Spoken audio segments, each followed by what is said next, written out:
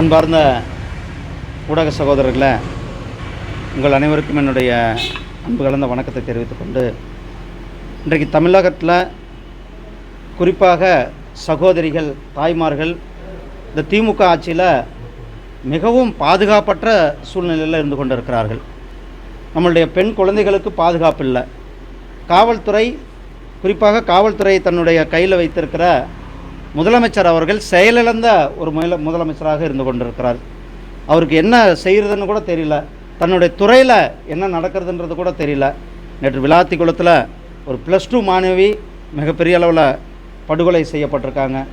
அதே போல் பெண்களுக்கு எதிரான வன்கொடுமை ஒவ்வொரு பகுதியிலுமே நடந்து கொண்டிருக்கிறது. கஞ்சா போதைப் பொருள்களினுடைய புழக்கம்.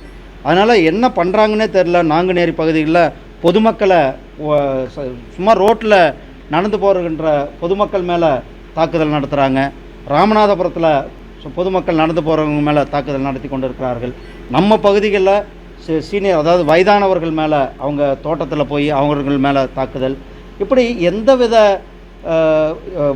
மக்களுக்கும் கூட, அது பெண்களாகட்டும், வயதானவர்களாகட்டும், குழந்தைகளாகட்டும், யாருக்கும் கூட ஒரு பாதுகாப்பற்ற சூழ்நிலையில் தான் இந்த தமிழ்நாடு இருந்து கொண்டிருக்கிறது. இந்த திமுக அரசாங்கத்தினுடைய செயலற்ற தன்மையில் கடந்த 5 வருடம் மக்கள் ஒரு சொல்லன மாளாத துன்பத்தை பெற்றிருக்காங்க. சொத்து வரி உயர்வு, மின்கட்டண உயர்வு, அதே போல் சொத்து பதிவு வரி உயர்வு, விலைவாசி உயர்வு, இப்படி அத்தனையும் திமுக அரசாங்கம் மக்கள் தலையில் ஒரு பெரிய சுமையை சுமத்தி இருக்கிறாங்க. 300 ரூபா சாதாரண ஒரு குடும்பம், 300 ரூபா இபி பில் கட்டின குடும்பம் இன்றைக்கி 3000 ரூபா இபி பில் கட்டிக்கொண்டு இருக்கிறார்கள்.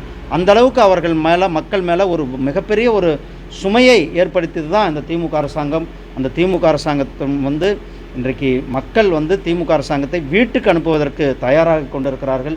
தேசிய ஜனநாயக கூட்டணி நிச்சயமாக வருகிற 23ஆம் தேதி அன்றைக்கு தேர்தல் இருக்கிறது. தேசிய ஜனநாயக கூட்டணி மிக பெரும்பான்மையோட வெற்றி பெற்று நாம் ஆட்சி அமைப்போம், திமுகவை வீட்டுக்கு அனுப்புவோம். அது மட்டும்தான் ஒரே கொள்கை. மக்கள் இன்றைக்கு ஒரு மிகப்பெரிய கோபத்தில் இருந்து கொண்டிருக்கிறார்கள். திமுக அரசாங்கத்தின் மேலே கோபம், அப்படி ஒரு கோபம் எப்படி அதை வார்த்தைகளால் சொல்ல முடியாத அளவு கோபத்தில் இருக்கிறார்கள்.